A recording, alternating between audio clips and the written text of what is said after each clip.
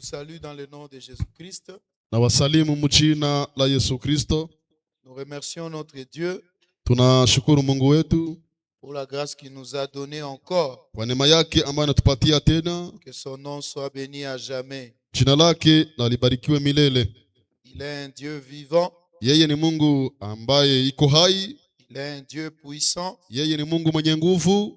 Et c'est par lui que nous sommes ce que nous sommes. Na ni kupitia yeye ndicho chenye tuko. Amen. Amen. Que Dieu vous bénisse richement. Mungu awabariki sana. Nous allons nous mettre debout et nous allons lire la parole de Dieu. Tutasimama wima na tutasoma neno la Mungu. Prenons Hébreux chapitre 9. Tukamate Wahebrania sura ya 9. Là où nous sommes en train de lire. Kwenye tuko nasoma. Commençons à partir du verset 3. Tunaanzia mstari wa 3. Parce que le verset 1 et le verset 2, nous les avons déjà traités. Kwa sababu mstari wa kwanza na wa pili tayari tushaisoma. Maintenant, nous sommes au niveau du verset 3 et 4. Sasa tuko mstari wa 3 na wa 4. Derrière le second voile se trouvait la partie du tabernacle appelée le Saint de Saints. Na nyuma ya pazia la pili ilikuwa hema lililoitwa pahali pa takatifu pa patakatifu, renfermant l'autel d'or pour les parfums et l'arche de l'alliance entièrement recouverte d'or. Il y avait dans l'arche un vase d'or contenant la manne, la verge d'Aaron qui avait fleuri et les tables de l'alliance. Yenye chetezo cha zahabu na sanduku ya agano lililofunikwa na zahabu pande zote, na ndani yake kulikuwa kopo la zahabu yenye mana na fimbo ya Haruni iliyochipuka na vibao vya agano. Au-dessus de l'arche était le chérubin de la gloire, couvrant de leur ombre le propitiatoire. Ce n'est pas le moment de parler en détail là-dessus. Na juu yake makerubi juu ya utukufu yakiketi kivuli juu ya kiti cha rehema. Basi sasa hatuwezi kusema habari za maneno haya moja moja. Or, ces choses étaient ainsi disposées. Les sacrificateurs qui font le service entrent en tout temps dans la première partie du tabernacle. Basi vitu hivi vikikwisha kutengenezwa, makuhani waliingia katika hema ya kwanza siku zote wakitimiza mambo ya kuabudu. Et dans la seconde, le souverain sacrificateur seul entre une fois par an, non sans y apporter du sang qu'il offre pour lui-même et pour les péchés du peuple. Lakini katika hema ya pili hakuna mkubwa pekee yake, akiingia mara moja kila mwaka, wala si pasipo damu anayotoa kwa ajili yake mwenyewe na kwa dhambi za mjinga za watu. Le Saint-Esprit montrait par là que le chemin du lieu très saint n'était pas encore ouvert tant que le premier tabernacle subsistait. Amen. Roho Mtakatifu ikionyesha neno hili juu kuwa njia ya kuingia pahali patakatifu haijafunguka wazi bado. Hema ya kwanza ilipokuwa ingali ikisimama. Amina. Je me réjouis nuit et jour comme je marche en pèlerin, car dans toute ma vie je vois la main de Dieu.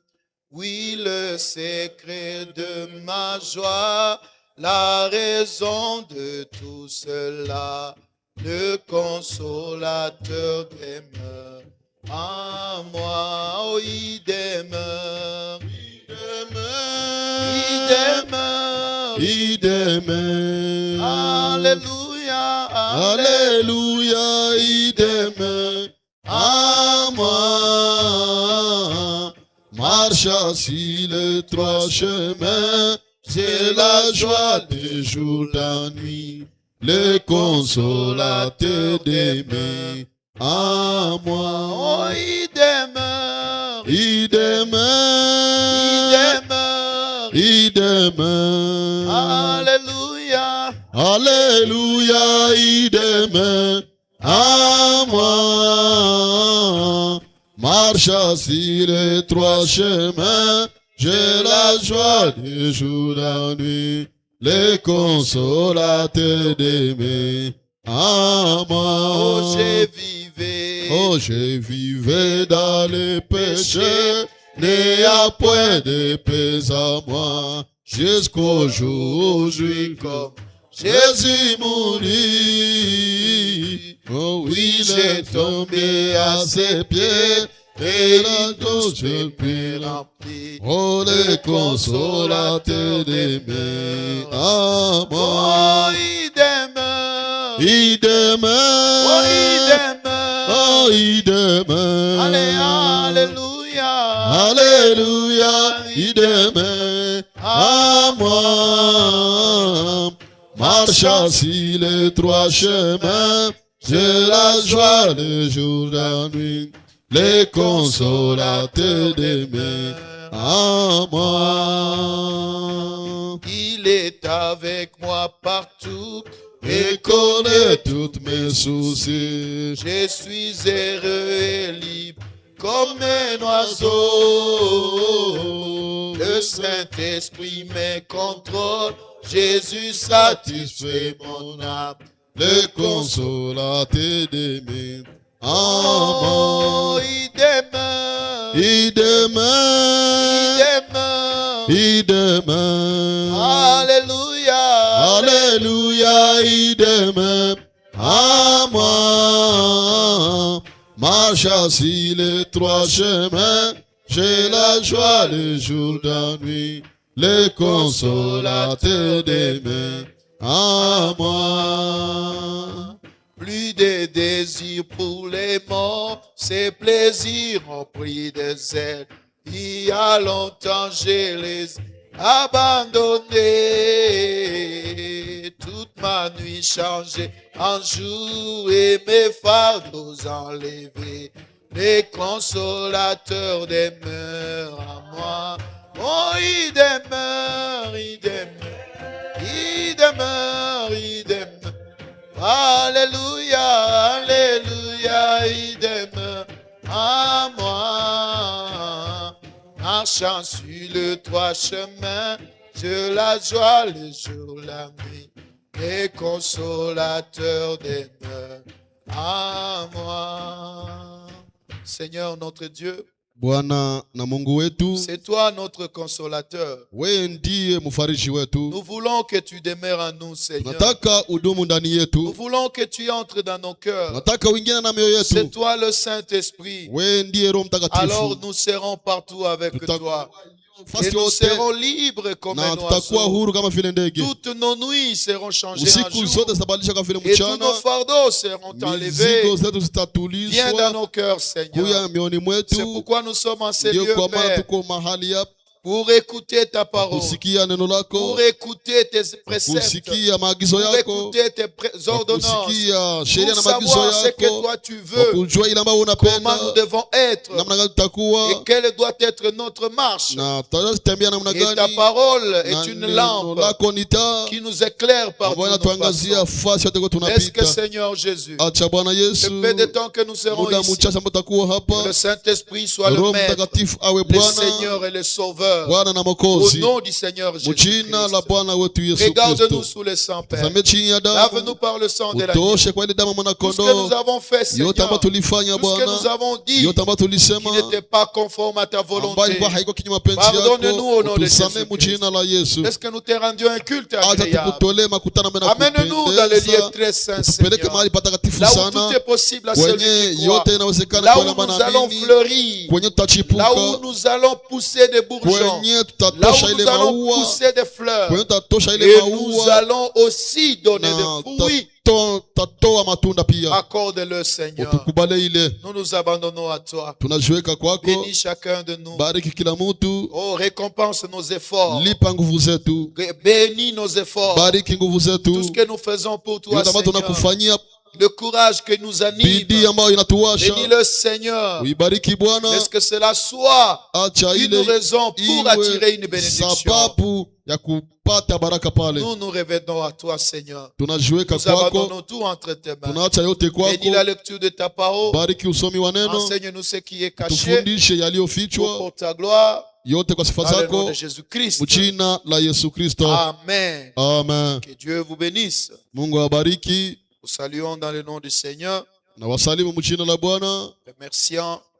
notre Dieu tukishukuru Mungu wetu pour la grâce qu'il nous donne. kwa neema yake ambayo anatupatia. Que son nom soit béni à jamais. Jina lake libarikiwe milele. Nous sommes en train de parler de pourquoi les gens sont ballottés, Tuko nazungumza juu ya simamizi ambao naita kwa nini watu yumbayumba, pourquoi les gens n'ont plus de position, kwa nini watu hawana tena msimamo, pourquoi les gens sont ce qu'ils sont. kwa nini watu wiko chenye wiko. C'est parce qu'ils ne sont pas encore Kwa entrés dans sababu le lieu très saint. hawayaingia katika mahali patakatifu sana. C'est le lieu du fleurissement. Ni mahali kwenye kunapatikana kuchipuka. C'est le lieu où la mort se transforme en vie. Ni fasi ambako kifo inabadilisha kwa uzima. C'est le lieu où un arbre mort, Ni fasi ambako mti ambaye inakufa, un bâton mort, fimba ambayo inakufa reçoit la vie inapokea uzima et donne du fruit. na inatoa matunda yake. C'est un endroit Ni fasi où le désespoir kwenye kukatishwa tamaa est transformé en espoir. inabadilisha kuwa na tamaa. Quelque chose qui n'avait pas d'espoir de Kitu vivre, fulani ambayo ilikuwa haina tumaini ya kuishi, une fois dans la présence de Dieu, mara moja ndani ya uwepo wa Mungu, cela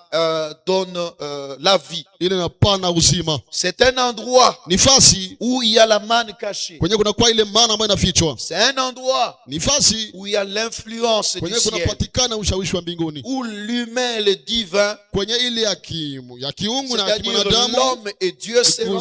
kusema Mungu na mtu wanakutanana. C'est le seul lieu d'adoration Ni mahali pekee pa kuabudia que Dieu a donné à l'homme. ambao Mungu alipatia mtu. C'est là que chacun de nous doit être. Ni pale ndio kwenye kila mtu anaweza kuwa. Nous devons y entrer Unapashwa individuellement ingia mtu kibinafsi afin que nous ayons l'influence du ciel ili sur la terre. tuweze pata ushawishi wa mbinguni hapa duniani. Amen. Amen. Nous avons montré cette image-là. Tulionyesha ile picha, Et vous voyez, il y a un voile. Nous avons unaona parlé du voile. kunakuwa pazia, Et nous voyons qu'il y a un récipient où il y a de la manne. kunakuwa kopo ndani yake mnapatikana maana, Il y a les tables de la loi. kunakuwa meza ya sheria, Et à côté, il y a le bâton d'Aaron na pembeni kunakuwa fimbo ya Haruni qui a fleuri dans la présence de Dieu. ambayo ilichipuka ndani ya uwepo wa Mungu. Et vous voyez, il y a l'arche de l'alliance. Na mnaona kunakuwa sanduku ya agano, Et cette arche de l'alliance au-dessus duquel il y a deux chérubins. na ile sanduku ya agano juu yake kunakuwa kerubi wawili, Et au croisement de leurs ailes, na kukutana na mabawa yao, c'est là que se trouve la gloire de pale ndio l'Éternel. kunapatikana utukufu wa Bwana, Et cela,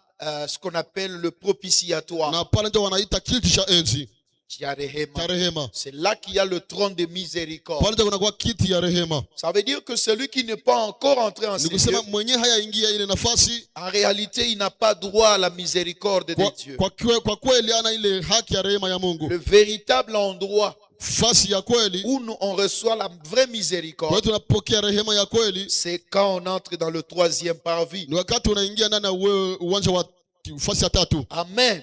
Le lieu 3 fois saint. ile mahali patakatifu sana. Commençons par la prédication, une vie cachée. Tuanzie 29. kwa mahubiri ile maisha ambayo yanafichwa. Une vie cachée. Maisha ambayo yanafichwa C'est après ça, c'est pas ça. ni kisha ile.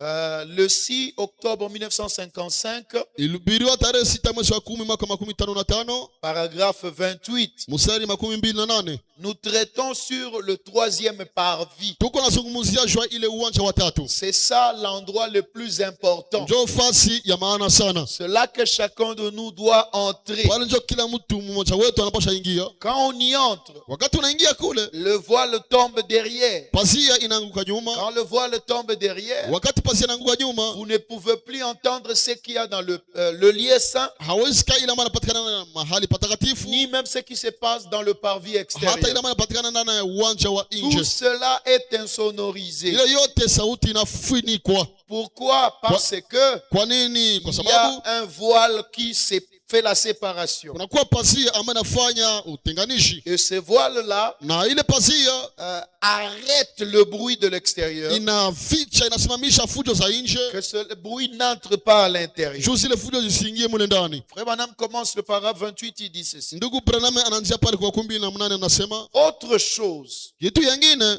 il devrait être loin angepasha pakaliwa avant d'y entrer. mbele ya kuingia mule ndani. Ici, c'est Aaron. Hapa ni Haruni. Avant d'entrer dans ces lieux-là, Mbele ya kuingia ndani ya ile nafasi il devrait être loin. angepashwa pakaliwa. Et chacun de nous, comme on a vu le Na kila dimanche, mmoja wetu Kristo tuliona siku ya yenga il doit remplir les mêmes conditions Anapa- que Aaron. anapaya timiza zile shurti kama vile Haruni. Nous devons aussi être loin avant d'y entrer. Na shie pia tunapasha pakaliwa mbele ya kuingia mule ndani. L'huile d'onction Mafuta ya upako était faite à partir de la rose de Saron. ilifanyiwa kupitia ile rose de Saro, Et la rose de Saron, na ile rose de Saro c'est le Seigneur Jésus-Christ. ni Bwana Yesu Kristo. Il a été broyé au calvaire. Lisagwa pale Kaluvari, Et l'onction qui est sortie de na lui upako ambao ilitoka ndani yake est descendue le jour de la Pentecôte. ilishuka siku ya Pentekoste. Et Pierre et les autres ont reçu cette onction-là. Petro na wengine walipokea ile upako, On écrasait la rose de Saron walikuwa navunja ile rose de Saro pour en extraire le parfum. juu atoshe ile manukato, Et on mettait cela dans l'huile na walikuwa naitia ndani ya mafuta qui coulait sur la barbe d'Aaron ambayo ilikuwa natiririka kwenye ndevu za Haruni, et qui descendait na ambayo ilikuwa nashuka jusqu'aux bordures de sa robe. mpaka kwenye pinde ya kanzu yake. Tout était imbibé de l'huile d'onction. Vyote vilikuwa napakaliwa na mafuta ya upako. Il marchait correctement, Wanatembea jinsi inavyofaa, vivait correctement, alikuwa naishi jinsi inavyofaa, se déplaçait alikuwa correctement, anatembea jinsi inavyofaa, s'habillait alikuwa correctement. anavaa jinsi inavyofaa. Et ça doit être la même chose pour chacun de Na nous. napasha kuwa vile vile kwa kila mmoja L'huile wetu. d'onction doit être tout autour de nous. Mafuta ya upako napasha kuwa kando Nous kando devons yetu. être remplis d'onction de Dieu. Tunapasha jazwa na upako wa Mungu, Pas l'onction de l'église, hapana upako wa kanisa, mais l'onction qui vient de la rose de Saron. lakini upako ambao unatoka kwenye rose Et ya nous Saro. devons marcher Na correctement. tunapasha tembea jinsi Nous devons inavyofaa, vivre correctement. tunapasha ishi jinsi Nous inavyofaa, devons nous déplacer na correctement. tunapasha tembea jinsi inavyofaa, Et nous devons nous habiller na tunapasha correctement. vaa jinsi inavyofaa, Parce qu'en y entrant, kwa sababu kwa kuingia mule nous ndani entrons dans la présence du roi de rois, unaingia ndani ya ufalme wa dans mfalme la wa présence wafalme, du Seigneur des ndani ya seigneurs. uwepo wa Bwana wa mabwana. Si, devant les humains, Kama mbele ya wanadamu, devant les présidents du monde, mbele ya rais wa on dunia, ne doit pas s'y présenter comme on veut. hawezi enda mbele jinsi unapenda, Et même devant le roi de rois, vile vile mbele ya on wafalme ne wa doit pas mfalme, y entrer comme on veut. haupashi ingia jinsi On unapenda, doit s'habiller unapasha correctement, vaa jinsi inavyofaa, vivre correctement, kuishi jinsi inavyofaa, marcher correctement. kutembea jinsi inavyofaa. Et frère Madame continue dit, Na ndugu Branham anaendelea anasema, et il allait là, na alikuwa anaenda pale portant le sang devant lui. akibeba damu mbele yake. Alléluia. Haleluya, Nous devons y entrer, tunapasha ingia mule ndani portant le sang devant nous. kibeba damu Et mbele le yetu, sang ici, na damu hapa c'est le message du temps de la ni fin, ujumbe ya le wakati wa message mwisho, de l'heure. ujumbe ya wakati. Nous entrons dans la présence de Dieu Tunaingia ndani ya uwepo wa Mungu avec le sang, tukiwa na damu, avec le message, tukiwa na ujumbe, la parole qui saigne. neno ambalo linatoa inavuja damu. Et dès qu'il passait derrière les rideaux, Na wakati alikuwa amevuka nyuma ya pazia dans la troisième chambre, ndani ya chumba ya tatu, un voile tombait derrière lui. pazia ilikuwa inaangua nyuma yake. Pourquoi est-ce que ça tombait Kwa derrière nini lui? ilikuwa inaangua nyuma yake? Pourquoi le voile devait tomber derrière Kwa nini lui? pazia ingepasha angua nyuma yake? Afin que le monde extérieur Ili dunia ya nje ne puisse plus le voir. wasiweze kumuona. Et toi et moi, quand nous y Na entrons, wewe na mimi wakati tunaingia mle ndani, le monde extérieur, dunia ya nje, l'influence du monde, ushawishi wa dunia, le cosmos, ile ulimwengu, ulimwengu ne peut plus nous voir. isituone tena. Amen. Amen. Ils vont voir le corps, Wataona mwili mais ils ne vont pas vous voir lakini hawatawaona, parce que votre vie est kwa cachée en sababu Christ. maisha yenu nafichwa ndani ya Kristo. Uzima wenu Uzima wenu caché en Christ. unafichwa ndani ya Kristo. S'ils ne vous voient pas, Kama kama hawaone ils ne peuvent pas vous faire du mal. hawezi watendea mabaya, On fait du mal à celui qu'on voit. wanatendea mabaya ule ambao Mais wanaona, celui qui est caché, lakini mwenye anafichwa rien ni personne ne peut lui faire hakuna du mal. kitu ama mtu anaweza kumfanyia Et si tu mabaya. veux que le diable ne te fasse pas du Kama mal, unapenda shetani kufanyia si mabaya, tu veux que le monde ne te fasse pas du kama mal, unapenda dunia sikufanyia mabaya, entre dans ces lieux cachés. ingia ndani ya mahali Et na quand tu es dans ufichwa. ces lieux Na cachés, wakati uko ndani ya ile fasi ambayo eh inafichwa, bien, c'est ça le lieu de refuge. ndio mahali ya makimbilio, C'est ça la ville de refuge. ndio mji wa makimbilio, C'est ça la cité de ndio refuge mji wa makimbilio, où rien ne peut te faire du mal. ama kwenye kuna kitu unaweza kutendea mabaya, Afin que le monde extérieur ili ulimwengu wa ne nje puisse plus le voir. siweze kumwona. Et chaque homme, Na kila mwanaume, chaque garçon, kila kijana, femme mwanamke ou fille ama binti qui est déjà loin de Dieu ambaye shapakaliwa tayari na Mungu, et qui marche derrière ce temple, na maana anatembea nyuma ya ile pasia temple, hekalu, le voile de Dieu, pasia ya Mungu, le Saint-Esprit, Roho Mtakatifu, cela le place dans un lieu secret. ile namufisha ndani ya mafasi ya Amen. siri.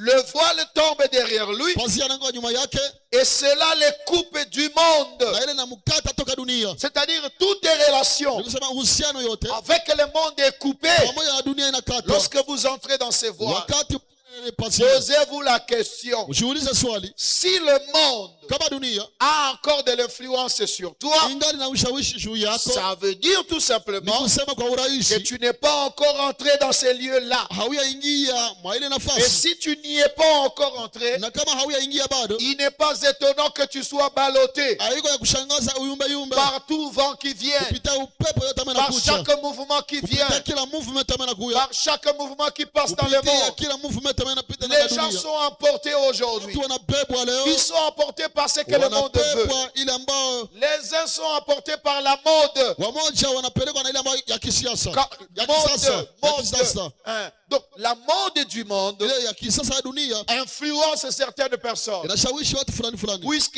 les gens s'habillent comme si, jinsi watu wanafanya hivi, alors moi aussi je vais m'habiller comme na mimi cela. nitaanza fanya vile. Et aujourd'hui, Leo même les protestants hata waporo qui ne portaient plus, parle de protestants, wa protestant et le pentecôtiste, wa pentekotiste ils ne s'habillaient pas comme les catholiques avant. walikuwa hawafali kama vile katoliki Ils mbele, ne portaient pas les soutanes comme les catholiques walikuwa avant. wafalaka ile makanzu kama vile katoliki mbele, Ni avec les chapeaux et tout le wakiwa na ile reste. makofia na mabaki. Mais aujourd'hui, Lakini leo les mêmes protestants, wale les wale mêmes pentecôtistes wale wa pentekotiste qui parlaient à mal des catholiques ambao walikuwa wanasema mabaya kuhusu wa katoliki par leur façon de s'habiller, kupitia namna yao ya kuvaa, aujourd'hui, eux aussi sont en train de faire la même chose. leo nao pia wanafanya ile ile C'est-à-dire, mambo. ils se laissent emporter par le Ni vent. kusema wanaacha Dans le message de frère Branham, ndani ya ujumbe wa ndugu Branham, on ne pouvait pas avoir un pasteur qui porte le col tourné, hawangekuwa na mchungaji ce qu'on ambaye appelle anavala le col pastoral. kuvala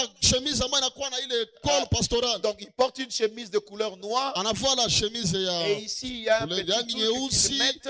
hapa kuna Ce watu ne sont fulani pas des ambao wanatia- chemises comme celles que nous portons haiko ici. hii chemise kama vile tunavaa, Et on voit aujourd'hui na tunaona sasa leo des pasteurs dans le message commencent à porter wachungaji cela. ndani ya ujumbe wanaanza fara ile La même mashemise chose qu'ils critiquaient hier, ile walikuwa wanasengenya chana, ils sont en train de faire la même chose wako aujourd'hui. wanaanza fanya ile ile kitu C'est leo. normal qu'ils soient ballottés Ni sawa wayumbe yumbe parce qu'ils ne sont pas encore entrés kwa dans ces sababu lieux-là. hawayaingia ndani ya ile nafasi. Que Dieu nous assiste. Mungu atusaidie. Si vous êtes encore emportés par le monde, Kama ungali na bebwa na dunia, ça veut tout simplement que vous n'êtes pas encore ancrés en nataka Christ. kusema tu hauyaingia ndani ya Kristo, Et c'est normal que vous soyez ballottés. na ni kawaida uyumbe yumbe. Le voile tombe derrière lui Pasia inakuwa nyuma et yake le coupe du monde na mabaki ya dunia et de toutes ces histoires na vile vitu vyote qui restent derrière lui. ambavyo vinabaki nyuma yake. Amen. Amen. Ils sont en train de partir. Wako naenda, Ils sont dans un voyage. wako naenda safari, Ils sont dans une marche. wako naenda safari, Ils ne regardent pas derrière, hawatazama nyuma, mais ils regardent devant. lakini wanaangalia mbele, Ils se concentrent sur l'objectif. wanaangalia, Ils ne regardent pas les incidents de parcours. hawatazami, hawaangalii Mais ile leurs matukio ya objectifs, safari, leur cœur, lakini mioyo yao leur objectif, shaba zao c'est sur la finalité de là où ils vont. ni kwa ile ya mwisho kwenye wanaenda. Amen. Amen. Ne vous laissez pas emporter par les vents. Usiache unabebwa Ne na vous laissez zoruba, pas emporter par les doctrines. usiache unabebwa na Il mafundisho. y a même des termes. Kunakuwa maneno. Vous voyez, au Congo ici, c'est compliqué. Unaona hapa Mkongo vitu viko nguvu. Il y a eu un moment, Kulikuwa wakati fulani, il y a un politicien qui utilisait un certain terme. kulikuwa wanasiasa bado watumikisha masemi. Et vous allez voir partout, et c'est le terme qui est Na utilisé. mtaona nafasi yote ni ile maneno ndio wanatumikisha. Et on fait même des t-shirts avec ce mot-là. Wanafanya ile t-shirt na ile maneno. Les gens sont emportés. Watu wanabebwa. Ils n'ont pas d'assises. Hawana nafasi kwenye Ils ne savent wanaenda. pas où ils vont. Hawajua kwenye wanaenda. Le monde et ses plaisirs Ile dunia na manasa yake ne peuvent pas influencer l'église du Dieu vivant. haishawishi kanisa Un la Mungu aliye véritable hai. chrétien Mkristo wa est kweli influencé par la parole.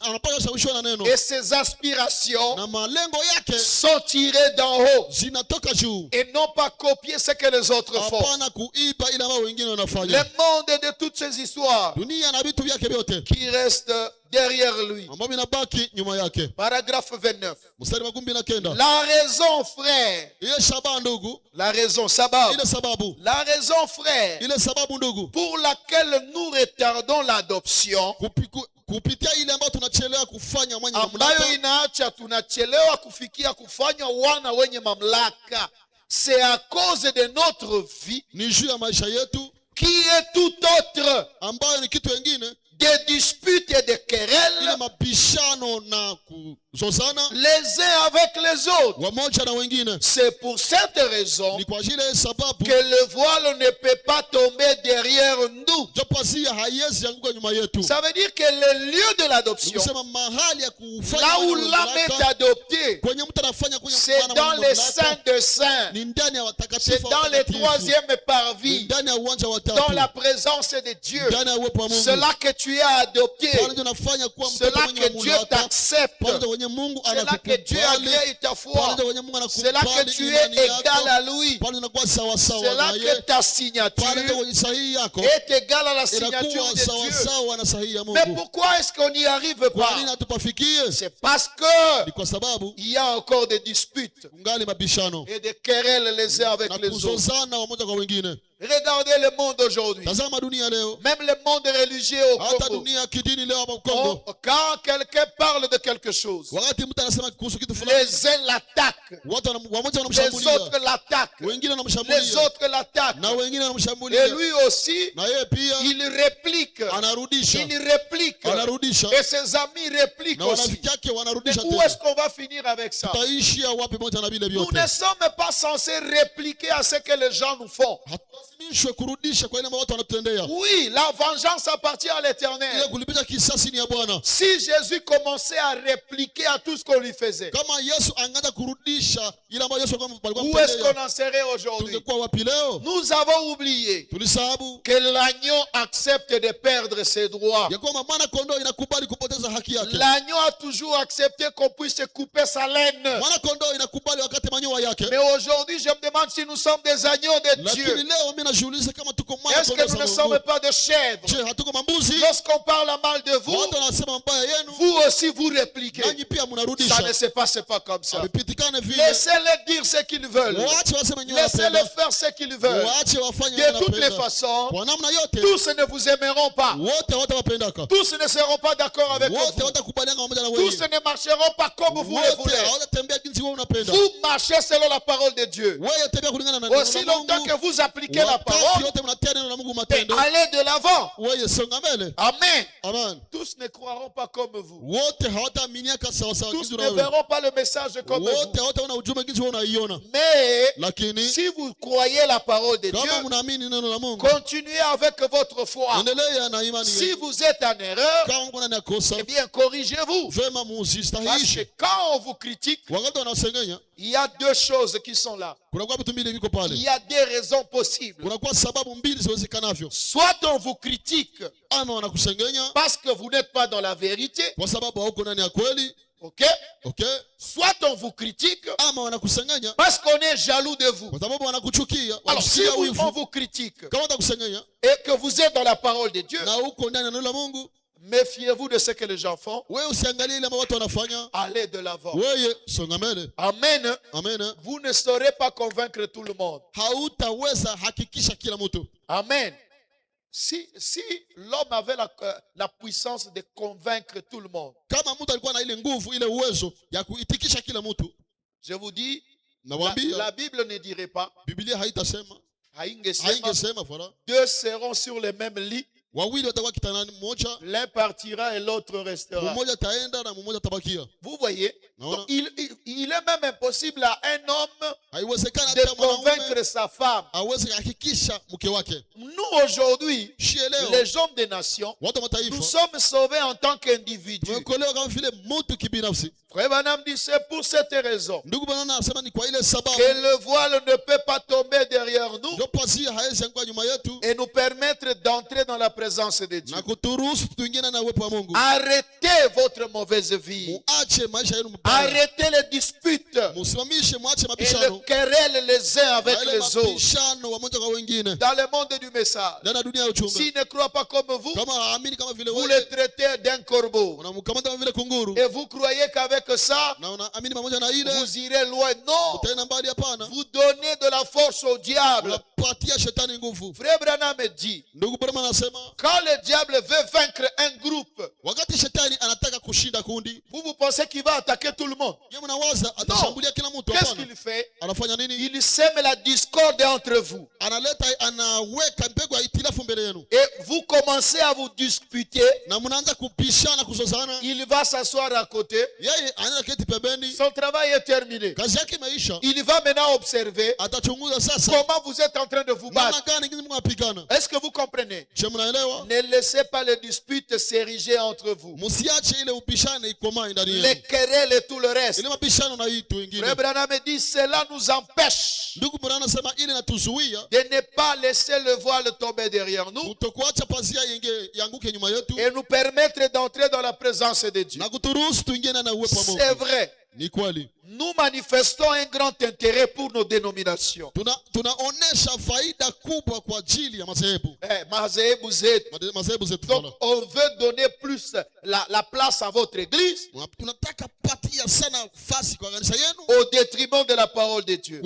kinyume ya neno la Frère Mungu. Branham dit, Ndugu Branham anasema nous manifestons un grand intérêt pour que quelqu'un d'autre tunaonesha ile faida kubwa juu ya mtu mwingine qui va dire ambaye atasema à quoi cela te sert-il? ile inakusaidia nini? Toi, viens, suis-moi. Wewe kuja unifuate. C'est une affaire individuelle Ni jambo ya kibinafsi de chaque ministre. ya kila mhuduma. Un ministre Mhuduma moja devrait toujours se tenir seul, angeboya simama pie peke, même avant qu'il prêche, hata mbele ya ubiri, avant qu'il prie, mbele ya ombe, avant qu'il fasse n'importe quoi. mbele afanye haizuru nini, Il devrait se tenir seul angepasha kuwa ye peke avec Dieu pamoja na Mungu dans un endroit calme, ndani ya nafasi ambayo tulivu, caché en Dieu. ambayo anafichwa ndani ya Mungu. Amen.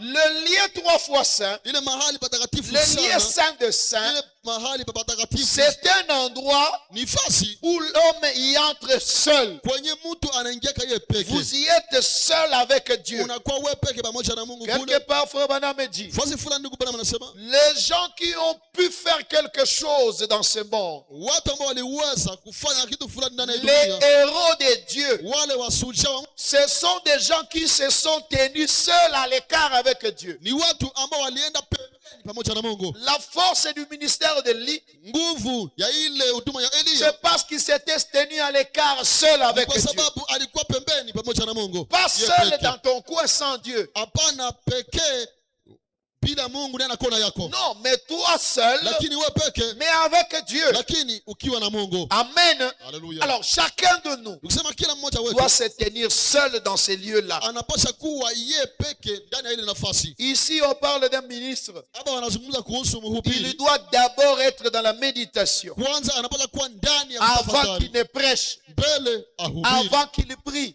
mbele aombe, Avant qu'il fasse n'importe quoi. mbele afanye haizuru. Il devrait se tenir seul avec Dieu. Anapasha kuwa ye peke pamoja na Mungu, Dans un endroit calme. kuna nafasi ambayo iko tulivu, Caché en Dieu. ambayo anafichwa Oh! ndani ya Mungu. Oh, Cela se voile une fois de plus. ile inajifichua mara ingine C'est voile, inajificha. ile inajificha mara ingine. Voilà, Descendant, ikishuka paragraphe 30.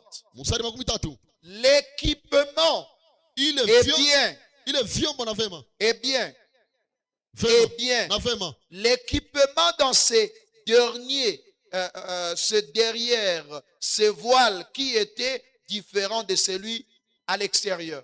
Vile vyombo L'équipement dans ces derniers voiles, ile kuvikwa ndani ya ile vile vyombo ambavyo vinakuwa ndani ya hii pazia ya nje, pazia ya ndani pardon, était différent de celui à l'extérieur. ilikuwa iko tofauti na ile ya nje. Là, dans le parvis, Pale ndani ya uwanja, le parvis extérieur donc, uwanja wa il nje, y avait le bassin kulikuwa beseni où on lavait l'animal, ça on kulikuwa a na déjà vu. osha nyama ile tuliona. Derrière le voile suivant, Nyuma ya pasia kufata il y avait quoi? kulikuwa nini? C'était là où on brûlait le corps des animaux. Watu walikuwa wanalunguzia mili ya manyama, Et il y avait là les 7 chandeliers d'or. na kulikuwa vile vinara 7 vya dhahabu. Cela formait la lampe Ile ilikuwa na unda taa et ça donnait la lumière. na ilikuwa natoa nuru. Et à l'extérieur, dans les parvis extérieurs, Kula nje ndani ya uwanja wa il nje y avait la lumière du soleil. kulikuwa nuru ya jua. Derrière le premier voile, Nyuma ya pasia ya kwanza il y avait la lumière artificielle. kulikuwa nuru ya kawaida. Frère Branham continue lui dit, Ndugu- faites bien attention. Ndugu Branham anaendelea anasema, fanyeni angalisho sana,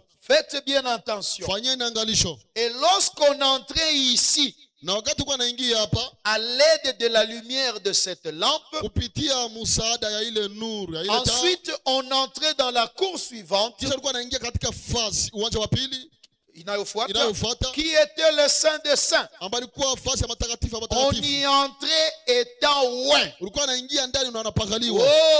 Oh, comme Dieu a si bien représenté cela. Jinsi Mungu aliweza kuonesha ile C'est une très belle chose pour nous. ni kitu kizuri kwa ajili yetu. Comme nous voyons là le grand plan du salut éternel de Dieu. Gitu unaona pale ile mpango mkubwa ya wokovu wa Mungu. Je ne veux pas encore entrer dans cette phase-là. Sipendi kwanza kuingia Ce mule. que nous avons vu, Ile ambayo tuliona nous allons voir cela dans les plans du salut. tutaiona katika mpango wa wokovu. Nous allons voir cela dans la marche chrétienne. Tutaiona ndani ya safari ya Nous allons Mkristo. voir cela. Ce sont les 3 étapes de la grâce. Tutaviona ni vile viwango 3 vya neema. Ce sont les 3 étapes de la croissance spirituelle du croyant. Ni vile viwango 3 ya mwamini ambaye anakomaa. Kukomaa kwa muamini. Vous voyez? Naona C'est le grand plan du salut éternel de Dieu. ile mpango mkubwa wa milele wa Mungu. Même dans les âges de l'église, Hata ndani ya vizazi vya kanisa nous pouvons vous placer cela dans les âges de l'église. naweza viweka katika vizazi vya kanisa. Amen. Amen. Il y a les 4 messagers de la mort Kunakuwa wajumbe wa ine wa kifo qui sont venus attaquer l'arbre épouse. ambao walikuwa kushambulia muti bibi Il y a harusi. aussi les 4 messagers de la vie. Kunakuwa wajumbe wa ine pia wa uzima, Et chaque messager est venu avec une lumière. na kila ujumbe alikuwa na nuru Et la yake. 4e lumière, Na nuru ya ine, c'est la lumière de William Marion nuru Branham, ya William Marion Branham qui est venue en dehors des âges. ambayo ilikuwa nje ya vizazi. Et la 3e lumière, Na nuru ya tatu c'est la lumière pentecôtiste. ni nuru ya Pentekoste, C'est ça le lieu saint. njoo ambao wanaita mahali takatifu. Bon, nous allons y entrer. Tutaingia Parce que ndani. là-bas, il y a la Kwa justification, sababu pale kuna kwa kuhesabiwa La haki, sanctification. kuna utakaso le baptême du na Saint-Esprit ubatizo wa Roho Mtakatifu et l'adoption na kufanya mwana dans la mamlaka présence de Dieu. ndani ya uwepo wa Mungu. Je vais dire dans la chambre du roi. Tasema ndani ya chumba cha Nous mfalme. pouvons montrer cela aussi même parlant de la pyramide. Tunapata ionyesha kuzungumza kupitia ile kuba Mais on ne fikia comment ces ministres namna gani wahuduma wake devraient y entrer. pasha ingia, Comment ils devraient se préparer eux-mêmes namna gani wanapashwa jitarisha au wenyewe pour y entrer. ili aweze kuingia mle Alors ndani. ici, Hapa il ne s'agit pas de ministres dans le sens des prédicateurs. haihusu wahuduma ndani ya maneno ya mhubiri, Mais ici, chacun de nous lakini hapa ni kila mtu exerce un ministère. ambaye anatendesha huduma Alors, fulani. lorsque vous entrez là-bas, Wakati mnaingia pale, l'entrée aujourd'hui n'est pas forcément dédiée uniquement aux ministres, prédicateurs. Kuingia mule ndani leo haihusu tu mhubiri. Frère Branham nous a dit Ndugu Branham anatuambia que Dieu a fait de nous un royaume de qui? Mungu alitufanya kwa Des ukuhani wa nani? sacrificateurs. Wa kuhani. C'est-à-dire, nous aussi, nous pouvons y entrer. Kusema na shepi tunapaswa Donc, ingia. nous devons nous préparer comment y entrer. Tunajitayarisha namna gani kuingia mule ndani. Et paragraphe 36. Mstari wa 36. Frère Branham dit, Ndugu Branham anasema et souvent, na mara nyingi les gens qui vivent dans la deuxième pièce de Dieu, watu ambao wanaishi ndani ya chumba cha pili ya Mungu, dans la communion, ndani ya ushirika, après qu'ils ont déjà reçu la parole, kisha kupokea neno, c'est-à-dire avant après qu'ils aient mangé la manne qui était à l'extérieur, kisha kukula ile mana ambayo ilikuwa kule nje, ils sont entrés dans la deuxième étape wameingia katika kiwango ya pili pour recevoir Christ dans leur vie. ili wapokee Kristo ndani ya maisha yao. Ils ne savent toujours pas ce que signifie cette chambre secrète. Hawajui ile ambayo inamaanisha ile chumba cha siri. C'est que la chambre à coucher, Nikusema ile chumba ya kulalia. c'est que le lieu de repos, Nikusema ile nafasi ya mapumziko. ils mangent la manne. Wanakula mana, Mais lakini avez-vous remarqué ulishatambua que s'ils laissaient traîner cela pendant très longtemps, kama wanaacha ile ikawie muda mrefu, cela finissait par fondre, ili ilikuwa nafikia kuyeyuka, hein? La manne arrivait à fondre ile mana ilikuwa nafikia kuyeyuka si on la laissait trop longtemps. kama wanaiacha muda mrefu. Où ça? Wapi? Dans Pale le parvis extérieur. ndani ya uwanja wa nje. Frère Branham continue, il dit, Ndugu Branham anaendelea nasema cela s'est gâté.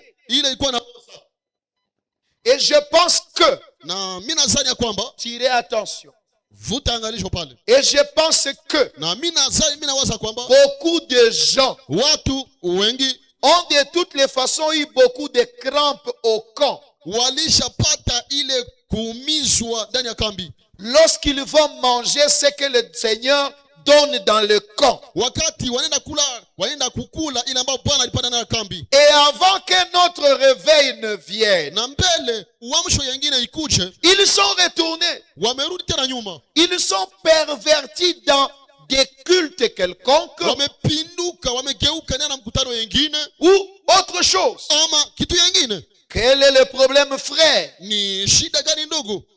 Vous mangez la manne Mnakula mana comme tous les autres. kama vile watu wengine, Vous entrez dans un réveil mnaingia ndani ya uamsho comme tous les autres. kama vile watu wengine, Mais vous vous retournez. lakini mnarudi nyuma Vous tena, êtes pervertis. mnapinduka, mnageuka. Quel est le problème, frère? Ni shida gani ndugu? Frère Branham me dit, Ndugu Bwana anasema vous n'êtes jamais arrivé quelque part ailleurs. hauyafikaka fasi yengine. Donc vous entrez dans l'église, Mnaingia kanisani, vous vivez comme les autres, mnaishi kama vile vous wengine, faites comme les autres, mnafanya kama vile vous wengine, chantez, vous dansez, mnaimba, mnacheza, mais vous n'êtes pas encore arrivé quelque part ailleurs. lakini hauyafikia hata fasi yengine. Il y a un autre endroit, Kuna nafasi yengine à part là où vous êtes. kutosa ile ambayo nyinyi Il y mnapatikana. a une autre vie, Kunakuwa uzima yengine à part celle que vous avez. tosha ile ambayo mnakuwa Il y nayo. a une autre victoire, Kunakuwa ushindi yengine à part celle que vous avez eue. tosha ile mshindi ambayo mlipata. Là où les gens ne tombent plus. Kwenye watu hawaanguka Ne tena. pensez pas que tout le monde peut tomber. Usiwazie kila mtu anaweza Il y a anguka. ceux qui vivent sans tomber. Kwa wale ambao wanaishi Il y a bila ceux qui kuanguka. vivent sans péché. Kwa wale ambao wanaishi bila dhambi. Cela est possible. Ile inawezekana. Ne vous arrêtez pas à penser que votre vie Usiishie kuwazia kama maisha yako est le standard pour tous les chrétiens. njoo inakuwa kita ya kuonesha kwa kila Mkristo wote. Donc tout le monde peut vivre comme toi. Nikisema kila mtu anaweza ishi kama Bon, vile si wewe. je tombe, il n'y a pas de problème. Kama mimi naanguka, Les autres aussi hakuna sont shida, tombés. na wengine pia washaanguka. J'ai toujours dit aux gens, Mimi naambia kwa watu kila mara, ne vous consolez pas msijifarishi à dire que vous allez aussi tomber, ya kusema pia na utaanguka. comme David était tombé Jinsi Daudi aliangukaka et Dieu lui a pardonné, na donc Mungu moi aussi je peux le faire. na mimi Il n'y a pas de nitafanya, problème. hakuna shida. Non, Hapana. non Hapana. et non. Na hapana. David était sous le sang des animaux. Daudi alikuwa chini ya damu ya manyama. C'était normal qu'il soit un pécheur. Ilikuwa kwa kawaida kwa mwenye Mais toi, tu es sous le sang de Dieu lui-même. lakini yuko chini ya damu ya Mungu Le mwenyewe. sang capable de t'amener à la perfection. Damu ambayo ina uwezo wa Dieu t'a donné le Saint-Esprit. Mungu alikupatia Roho Eux, Mtakatifu. ils n'avaient pas le Saint-Esprit. Wao walikuwa hawana Roho Le Mtakatifu. Saint-Esprit, c'est l'Esprit Roho de Dieu dans l'homme. Mtakatifu ni roho ya Dieu est Mungu ndani ya venu mtu. vivre en toi Mungu alikuwa kuishi ndani pour yako que tu aies une vie correcte. ili upate Alors, maisha ne sawa. pense pas Usiwazie que tout le monde doit ya être kwamba comme toi. kila mtu anapaswa kuwa kama Il y vile a wewe. plus que cela. Kunakuwa ya Il kushinda y a hiyo. un autre endroit Kunakuwa fasi nyingine où les gens vont kwenye watu wanaenda et ils mènent une vie correcte. na wanaishi maisha ya sawa. Est-ce que vous me comprenez? Je, mnanielewa? Quel est le problème de ces gens-là? Ni shida gani ya Vous wale n'êtes watu jamais arrivé quelque part ailleurs. hawayafikia fasi nyingine? Paragraphe 37. Mstari wa 37. Dieu dit à Moïse, Mungu anaambia Musa, fais un pot d'or, ujifanyie ile kopo ya kopo dhahabu. ya dhahabu. Alléluia. Haleluya. Et mets cette manne Na là-dedans. utie ile mana mule ndani. Pourquoi le pot était d'or? Kwa nini ile kopo ilikuwa ya dhahabu? Pourquoi? Kwa nini? L'or, c'est la divinité. Dhahabu ni uungu. Il fallait que la manne Ilibidi ile mana soit cachée dans la divinité. ifichwe ndani ya uungu, Et quelque chose qui est caché dans la na divinité, kitu fulani ambacho kinafichwa ndani ya uungu ça ne peut pas pourrir. akiwezi oza, Parce que Dieu est kwa éternel. sababu Mungu ni wa milele. Est-ce que vous comprenez? Je, mnaelewa? Et rappelez-vous que Na kumbukeni, lorsque un croyant wakati mwamini entrait là, alikuwa anaingia pale, cette manne ne s'épuisait jamais. ile mana ilikuwa haiishe kamwe. Elle était toujours fraîche, Ile mana bichi bichi, nouvelle et délicieuse. ya mupya na tamu. Au fur et à mesure que les jours passaient, Zaidi na zaidi siku zinapita au mbele, fur et à mesure que les années passaient, zaidi na zaidi miaka zinaendelea. et n'importe quel homme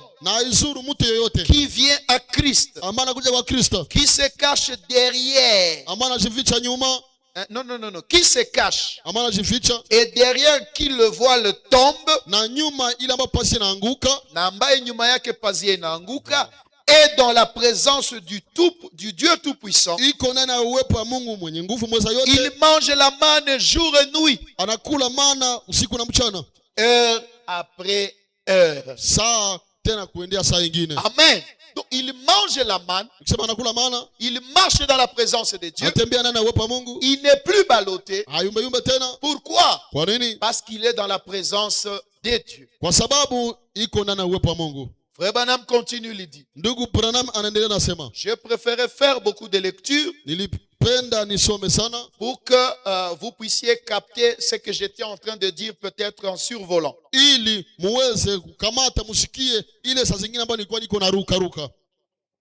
Il continue, il dit, Anaendelea anasema, cette manne-là, donc, elle est toujours aussi délicieuse ile mana inakuwa kila mara tamu qu'elle l'était le premier jour lorsqu'il y a parlé dans son âme. jinsi ilikuwaka wakati alizungumzia katika Kuhusu nafsi yake. kuhusu nafsi yake. Ce dont nous avons besoin aujourd'hui, Ile ambayo tunahitaji leo c'est d'entrer quelque part ni kuingia fasi fulani où se trouvent ces choses-là. kwenye kunapatikana vile vitu, Non pas nous tenir loin hapana kusimama mbali et prétendre, ou plutôt pas nous tenir loin et agir, na kuwazia ama kusimama fasi mbali na kutenda, mais entrer effectivement là, à l'intérieur. lakini ifo kuingia kabisa mule ndani. C'est-à-dire ce qu'il faut à l'église aujourd'hui, Kusema ile ambayo anafaa kwa kanisa ce leo, qu'il faut au pasteur, ile ambayo inahusu ce qu'il mchungaji, faut au ministre, ile ambayo inahusu mhudumu, ce qu'il faut aux ile brebis, ambayo inahusu makondoo c'est quoi? ni nini? C'est d'entrer dans ces lieux-là, Ni kuingia ndani ya ile nafasi, entrer en présence de ces choses-là.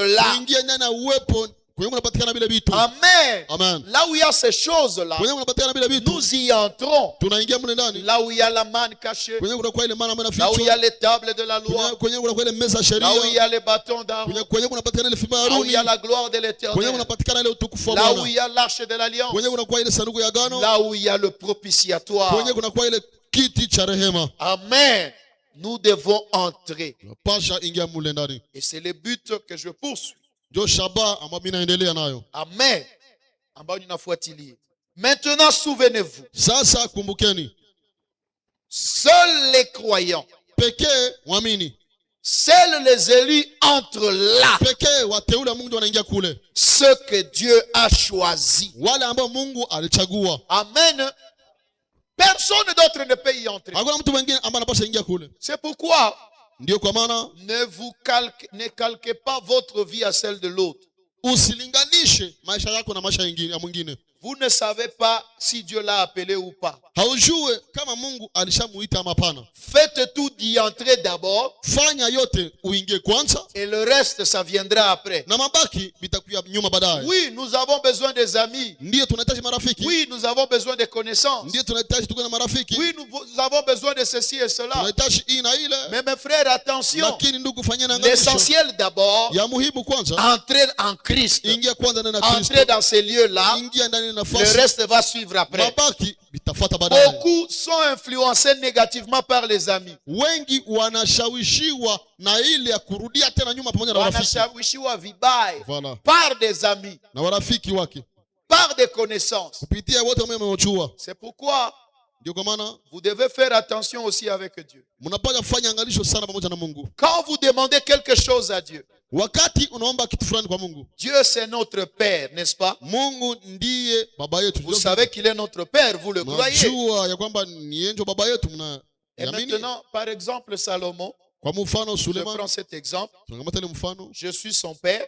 niko baba yake, Bon, je suis son grand-père. niko tate yake. Mais moi, Lakini mie Salomon me demande quelque chose. Salomo ananiomba kitu fulani. S'il me demande des bonbons, je lui donne. Kama mimi ananiomba bombo, mimi nampatia. S'il me demande 500 francs, je lui donne. Kama ananiomba 500 francs, mimi nampatia. Mais si Salomon me demande 1500 $, Kama Suleiman Salomo ananiomba $1,500, est-ce que je veux lui donner 1500 je $? nitampatia ile $1,500. Pourquoi je ne peux pas lui donner? Kwa nini siwezi kumpatia? C'est parce qu'il n'a pas encore la capacité de gérer cet Ni argent-là. kwa sababu hayakuwa na ile akili, ile uwezo wa kutumikisha zile pesa. Si Salomon me demande une voiture, Kama Salomo ananiomba gari, est-ce que je vais lui donner à Salomon une voiture? je nitapatia Il n'a Salomo pas la gari. capacité de cela. Hana uwezo wa Et ile c'est gari. comme ça que Dieu fait avec ses Na enfants. ndio vile Mungu anafanya kwa Quand watoto vous wake. demandez certaines choses, Wakati unaomba kitu fulani Dieu fulani, regarde est-ce que vous avez la capacité de Mungu gérer anaangalia cela. kwanza, eske ungali na ile uwezo ya kutumikisha vile vitu. Si vous n'avez pas la capacité, il vous dit patientez d'abord. Kama hauya kuwa na ile uwezo, anakuambia vumilia Jusqu'à kwanza, ce qu'il va forger le caractère en vous. mpaka atatia tabia ndani yako, Parce qu'il ne veut pas vous perdre. kwa sababu hapendi kuwapoteza. S'il vous donne ce que vous lui demandez, Kama anakupatia ile ambayo unamuomba sans avoir la capacité de le gérer, bila kuwa na ile uwezo ya kutumikisha ile, alors cela va vous amener loin. ile itawapeleka mbali. C'est pourquoi, Ndio kwa maana même avant que Dieu vienne vivre en vous, hata mbele Mungu akwe kuishi ndani il yenu, vous fait passer par des processus, il fait des préparatifs. anawapitisha kwa vipimo fulani, anafanya Même matayarisho. quand il y a une bénédiction qui est devant vous, Hata kama kuna kuwa baraka ambayo iko mbele yenu, Dieu vous y prépare au préalable. Mungu anakutayarisha kwanza mbele, Parce que Dieu fait des préparatifs pour toutes choses. sababu Mungu anafanya matayarisho kwa kila kitu. Alors, n'incriminez pas Dieu. Sasa usisumbue Ne dites Mungu, pas Dieu ne m'a pas répondu. usiseme Mungu akunishibia. Oui, il t'a écouté. Ndio alikusikia, Mais lakini il attend à ce que tu aies la capacité de recevoir ce que tu lui as donné. Tu lui as anangojea demandé. upate ile uwezo na ile nguvu ya kupokea ile ambayo uliomba. Amen. C'est comme quelqu'un qui dit, Seigneur Jésus, Ni kama vile mtu fulani anasema, Bwana Yesu, je vais devenir pilote. nataka nigeuke kwa pilote Par la za grâce ndege. de Dieu, que je devienne Kwa neema ya pilote. Mungu nigeuke mwenye atembeza kama afyo. Ça ne marchera pas. Habitaendeka. Ça, c'est des prières que Dieu ne peut même pas répondre. Kwanza ile ni maombi kwenye Pour Mungu devenir anajibia. pilote, il faut avoir la connaissance. Juu kwa pilote inaomba kwanza Il faut aller kufundisha. étudier. Inaomba kusoma. Mais toi, tu demandes cela à Dieu. Il te donnera Wewe pas. unaiomba Mungu hata kupatia ile. Amen. Est-ce que vous comprenez? Je mnaelewa? Tout ce que nous demandons, nous devons savoir. Vyote ambavyo tunaomba tunapaswa Est-ce que jua. nous sommes à même de le gérer? Je tuko na ile uwezo wa Et Dieu kutumikisha. lui-même, il est en train de voir est-ce que réellement ils peuvent, comment dire, ils peuvent bien gérer cela. Na Mungu iko naona eske bako na uwezo wa kutumikisha vile vitu C'est mzuri. seulement les élus, les croyants qui peuvent aller de l'autre Ni côté. wateule waamini ndio wanapasha enda ngambo nyingine. Ceux-là que Dieu a choisis. Wale ambao Mungu alichagua. Amen. Et la Bible nous dit, Na Biblia tuambia ceux qu'il a connus d'avance, wale ambao alijua tangu zamani il les a élus. aliwateua. Ceux qu'il a élus, Wale ambao aliwateua il les a appelés. aliwaita. Ceux qu'il a appelés, Wale ambao aliita il les a justifiés. aliwahesabia Ceux haki. qu'il a justifiés, Wale walihesabia il les a haki. sanctifiés. Aliwatakasa. Ceux qu'il a sanctifiés, Wale walitakasa. il les a remplis du Aliwajaza Saint-Esprit. na Roho Mtakatifu. Donc, vous voyez le chemin, Mnaona ile njia. la trajectoire, Ile njia la manière dont on va y arriver. namna ambayo utapafikia. Ce n'est même pas vous qui allez vous y amener. Haiko wewe utajipeleka Mais kule. vous aurez la soif d'y arriver Lakini utakuwa na kiu ya parce kufika que Dieu kule. vous a destiné Kwa à être sababu là. Mungu acha kutayarisha ufike kule. Est-ce que vous comprenez? Je mnaelewa? Vous avez la soif du Saint-Esprit Nakuwa na kiu ya Roho Mtakatifu parce que Dieu vous a destiné à kwa recevoir le sababu Saint-Esprit. Mungu atakutayarisha juu upate Roho Mtakatifu. Il ne vous le donne pas s'il n'y a pas de soif. Hata kupata Roho Mtakatifu Mais kama il hakuna crée kiu, la soif lakini anaomba kiu dans ceux qui doivent le recevoir. ndani ya wale ambao wanapaswa pokea Roho Mtakatifu. Amen. Je crois que c'est dans Apocalypse 2 Na mimi naamini ndani ya Ufunuo sura pili qu'il est dit, celui qui vaincra. ambaye nasemeka yule ambaye atashinda. Donc, cela est promis aux vainqueurs. Sema ile inahaidiwa kwa washindaji. Entrer dans ces lieux-là, Kuingia ndani ile nafasi cela est promis aux vainqueurs. ile Parce que inaahidiwa kwa washindaji. vous devez vaincre Mnapaswa shinda les intempéries, ile les aléas des lumières naturelles, ile manuru ya kawaida, la chaleur, le Kifukutu, soleil, jua, la pluie. mvua. Vous devez vaincre cela. Mnapaswa shinda vile. Vous devez demeurer chrétien malgré les Mnapaswa intempéries. dumu Mkristo aizuru Et quand Dieu matatizo. voit cela, il vous fait Wakati entrer dans les deuxièmes Mungu lieux. anaona ile anawaingiza katika Vous devez nafasi ya pili. vaincre aussi la fumée du Mnapaswa chandelier. shinda ile moshi ya kinara. Quand vous vainquez cela, Wakati mnashinda alors il ile, vous amène dans, vous amène dans l'étape suivante. Anawapeleka katika kiwango ya kufuata. C'est ça même la stature de l'homme parfait. Njoo ile ambayo unaita kiwango cha mtu mkamilifu. Vous dites, Mnasema j'ai vaincu la cigarette. nimeshinda sigara. Ce n'est pas ça dont il parle. Haiko ile ndio anasema.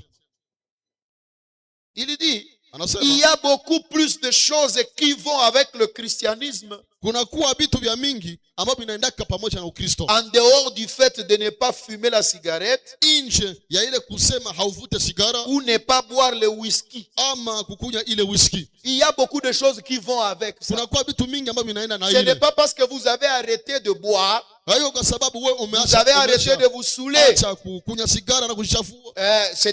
Vous saoulez, kulewa. Kulewa. C'est alors que vous devenez chrétien. Ndio Non, unageuka Mkristo hapana. vous pouvez ne pas faire ces choses, Unaweza ama ufanye vile vitu. mais malgré cela, vous n'êtes pas sauvé. Hata ile hawaokolewe.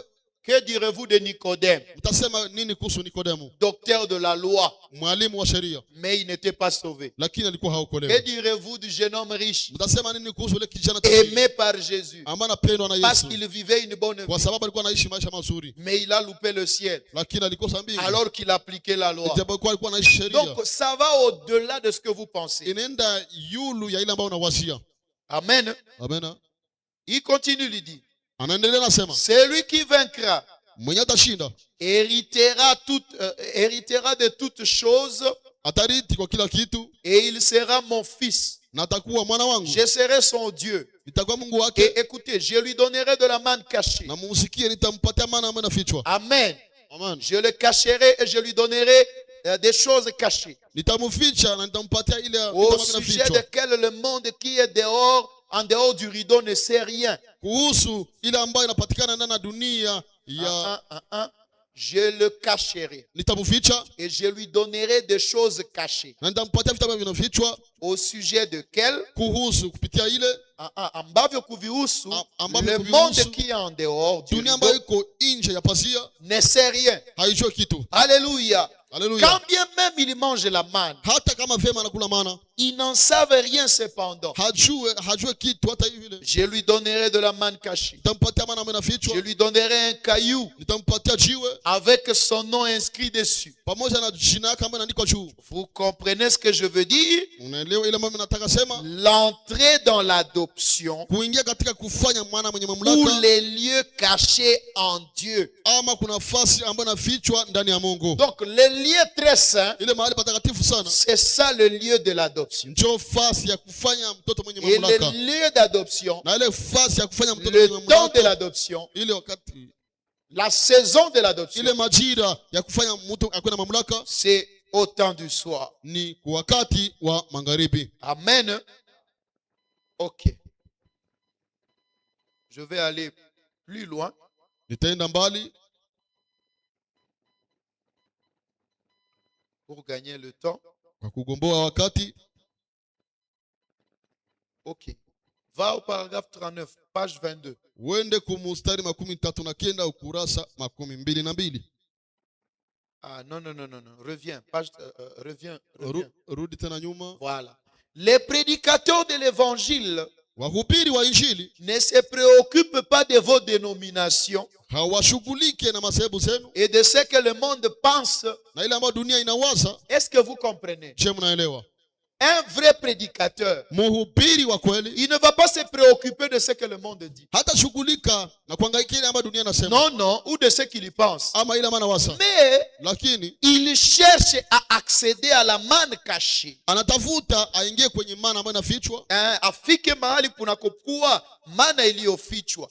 Et la manne cachée, c'est ça la révélation. Na ile mana ambayo inafichwa ndio ufunuo ile. Et aujourd'hui, la révélation est en train de créer des problèmes. Leo ufunuo iko naleta mabitu kabisa. Les gens se tiraillent. Oh, la révélation. Watu wanakutana, ceci et cela. ufunuo, ina ile. Que Dieu nous assiste. Mungu atusaidie. Ne suivez pas ce que le monde est en train de vouloir faire. Musifate ile ambayo dunia iko nataka Gardez kufanya. votre position dans la Wewe parole. chunga msimamo wako ndani ya neno. Est-ce que moi, je dois me justifier pourquoi je récite ce que Frère Branham a dit? Je, mimi napasha jitetea na kusema ile ambayo Branham alisema. Une citation noir sur blanc. Mutajo inaonekana wazi Et puis wazi. je dois me mettre à me justifier. Tena mimi nianze tetea Je kabisa. n'ai pas ce temps-là. Mimi sina ile wakati. Quand Frère Branham me parle, Wakati ndugu quand un Branham prophète anasema, parle, wakati nabii anasema, tout le monde ferme sa bouche et ça s'arrête là. kila mtu anafunga kinywa chake na vitu Même vinaishia pale. Jézabel, si elle ne voulait pas, Yezebeli elle kama était brebis hapendi, d'Élie. alikuwa kondoo ya Elia. Oui, même si elle ne croyait pas en Élie. Hata kama alikuwa haamini Quand Elia. Élie dit quelque chose, Wakati Elia anasema, toi Jézabel, wewe tu Yezebeli seras la viande pour les chiens. utakuwa nyama kwa ajili ya maimbwa.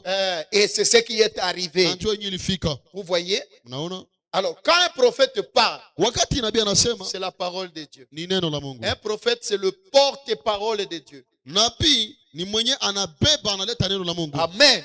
Et quand Dieu parle, Wakati Mungu anasema, qui va changer ce que Dieu a dit? nani ambaye atabadilisha ile ambayo Mungu anasema? Bon, il y a des gens qui nous insultent. Kuna kwa watu wanatutukana. Oh, vous êtes des branhamistes. Oh, nyewe mko wa Branhamiste. J'ai dit, ah, mais donc vous pensez que nous dire que nous sommes des branhamistes, alors vous êtes en train de nous insulter. Nasema nyie kutuita wa Branhamiste mnawaza kisha tutakwashika. Aujourd'hui sur la terre, Leo duniani les gens qui croient en Luther, watu ambao wanaaminia Luther on les appelle comment? wanawaita namna gani? Des luthériens. Watu wa Luther.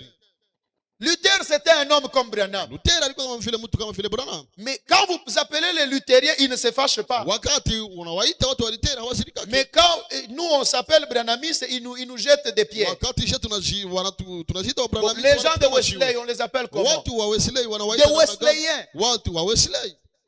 Et les gens de Branham, on les appelle Na comment? watu wa Branham wanawaita Des Branhamistes. watu wa Est-ce Branham. que c'est une insulte? Je ni Est-ce que kitusi. c'est un péché? Je ni zambi. Oh non, vous ne faites que répéter Branham. Bwana nyie kwani ni kurudilia Pourquoi Branham? seulement vous dites Branham a Kwa nini dit? mnasema tu Branham alisema? J'ai dit frère, Nilimwambia ndugu, le premier livre kitabu ya kwanza du Nouveau Testament ya Agano Jipya s'appelle comment? naitwa namna gani? Le premier livre du Nouveau Testament s'appelle comment? Kitabu ya kwanza ya Agano la Kale inaitwa namna gani? Ça s'appelle comment? Mathayo. Matthieu, c'était un ange. Mathayo alikuwa malaika. Hein? Matthieu n'était pas un homme. Mathayo alikuwa mtu. Bon, quand on lit Matthieu chapitre 1, Wazi unasoma Mathayo sura ya kwanza. on ne lit pas un homme. Tusomake mtu. Et quand on prêche ce que Matthieu a dit, Na watu wanahubiri ile ambayo Mathayo alisema. on ne prêche pas Matthieu. Hawahubiri Mathayo. Le deuxième livre, c'est Marc.